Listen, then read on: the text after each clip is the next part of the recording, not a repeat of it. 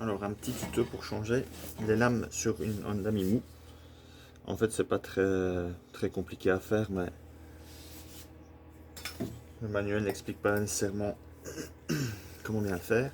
Donc, la première chose à faire là, au niveau du plateau, c'est de le mettre sur la taille de coupe numéro 1. Parce que sinon, le plateau va être très bas. Et donc, on va avoir du mal à accéder ici en dessous sous les lames. Voilà, donc moi, sur mon modèle à moi, c'est un modèle qui a 2-3 ans, il n'y a que 3 lames. Donc, ça va encore relativement vite. Au niveau du matos, il faut prendre une clé de 8, tout simplement pour accéder au boulon en dessous des lames. Et moi je prends également c'est du WD-40, ça sert toujours pour plein de choses, ici j'en utilise. Donc pour dévisser la lame, il y a un petit écrou en dessous, juste ici en dessous.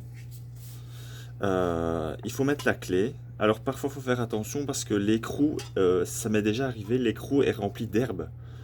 Donc la clé de 8 ne rentre pas.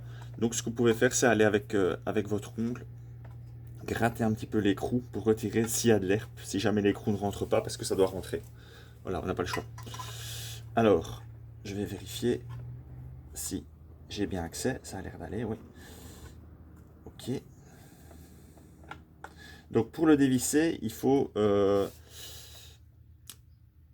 vais dire fonctionner à l'envers. Il faut aller dans le même sens que si vous vissiez. Donc ici, c'est dans le sens des aiguilles d'une montre. Bien tenir le plateau pour ne pas le tordre. Ça m'est déjà arrivé aussi. Donc vous le tenez, vous dévissez, voilà. Et une fois que c'est dévissé un petit peu à la clé, après vous l'achevez à la main. Hop.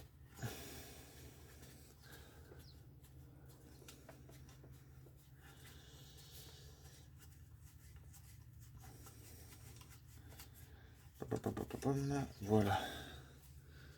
Donc on voit l'état de mon ancienne lame qui était bonne à changer. Et le fameux écrou qu'on est venu dévisser. Donc vous voyez, il y a parfois des dépôts d'herbe qui se font sur le tour de l'écrou. Donc il ne faut pas hésiter, même une fois que c'est enlevé, à aller gratter un petit peu l'herbe qui reste en trop. Ça évitera d'avoir pas trop de problèmes pour les prochaines fois où on les remonte. Hop. Voilà.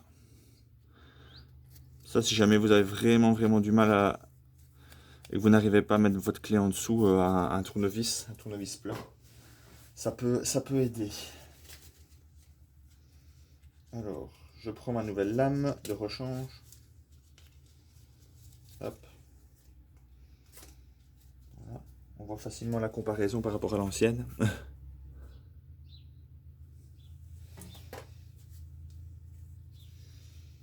Alors, il faut placer la lame, voilà, hop, comme ceci. Donc vous verrez par rapport aux lames qui sont déjà en place, il faut qu'elles débordent en fait.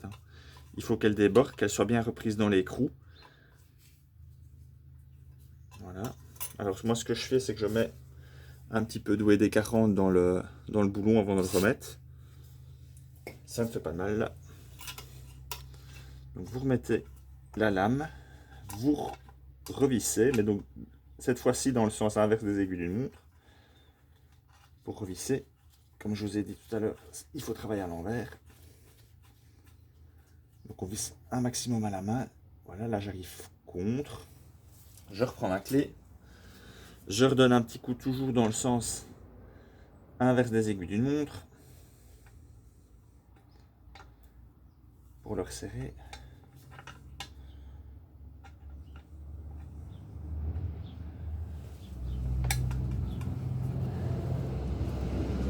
Là aussi, il faut bien maintenir le plateau pour pas qu'il se torte. Vous serrez, mais pas trop fort. Pas comme un gros bourrin, ça sert à rien du tout. Tant que c'est bien à compte et que c'est assez serré, c'est bon. J'ai pas de coupe de serrage, je pense pas que ça soit mis dans le manuel, mais faut vraiment pas serrer trop fort, sinon votre plateau il risque de se plier, enfin c'est la cata.